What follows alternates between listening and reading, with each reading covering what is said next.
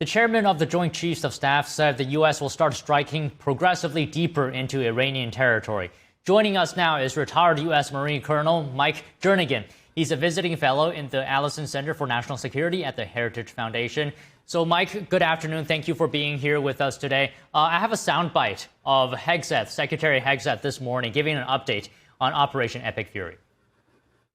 Starting last night and to be completed in a few days, in under a week, the two most powerful air forces in the world will have complete control of Iranian skies, uncontested airspace. So, Mike, just for our viewers who may not be completely familiar with this concept, can you explain for us what uncontested airspace means for Operation Epic Fury, the significance, the benefits, and what does this guarantee? Don, thank you for having me. Uncontested airspace is that there is nobody significant that can threaten the U.S. aircraft, either from other aircraft or from ground-based missile launchers. Think about the crosswalk in any city. When everybody's going in a different direction, there's lots of people. But when we use the crosswalk signs, there's a few people in one direction. And then when all the crosswalk signs are off, there's nobody in the crosswalk. That's essentially what we've done with air superiority and uncontested airspace. Okay, so Colonel, here's another clip. I want to play this as well of what Hegseth is saying the U.S. will do. And now, with complete control of the skies, we will be using 500-pound, 1,000-pound, and 2,000-pound GPS and laser-guided precision gravity bombs, of which we have a nearly unlimited stockpile. So what caught my attention was the use of 2,000-pound bombs on Iran. Now, I'm not claiming to be any sort of expert on this, but maybe just very briefly describe the force of power that the bombs that the U.S. intends to use described by Hegseth. So 2,000-pound bombs and 500-pound bombs are standard bomb sizes. There's a module on the front that can make it a guided bomb, a smart bomb, if you will. And we use the bigger 2,000 bombs on the more significant targets, larger buildings, larger defensive positions, large rocket launchers. We'll use the 500-pound bombs on smaller targets. Okay, so now Hegseth is saying this is not a fair fight. So, I mean, what is Iran up against here with the U.S. and Israel teaming up, their combined power of their military?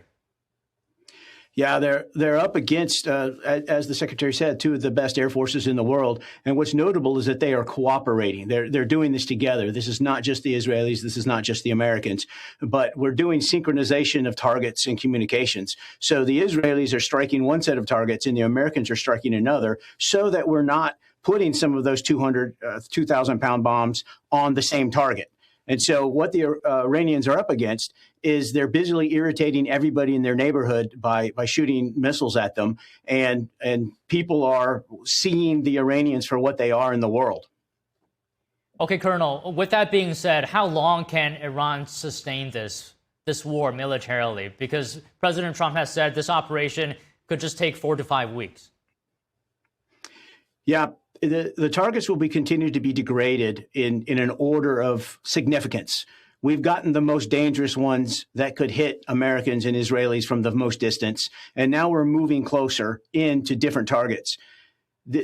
How long this takes is in many ways up to the Iranians. When the people decide that they're ready for a new government, from the U.S. and the Israeli end, it will go until they've eliminated all the targets that are on their list to go with the stated objectives of ensuring that the Iranians can never have nuclear missiles again. They don't have the ability to harm their neighbors or anybody else in the world. And Hegseth said the Iranian Air Force is no more built for 1996. I mean, is the Iranian military technology that outdated? If you've seen the latest Top Gun movie, there's an unknown country that has an ancient F-14 that they flew, and that's representative of Iran. Their aircraft has been degraded, and it's of older supply on the American side, and then also on the Russian side. The Iranians have kind of isolated themselves from their friends and have none. And when they run out of aircraft, they don't get any more. There is no Walmart for Iranian aircraft. Okay, just a couple more things I'd like to get your expertise on. So, according to the Secretary of War, Iran's ability to launch missiles significantly diminished. I'm just wondering here, is there any way at all for Iran to regenerate missile capacity? That's one of the objectives, is to make sure that not only do we destroy their launchers and their existing missiles, but we destroy their mechanism to be able to create more missiles.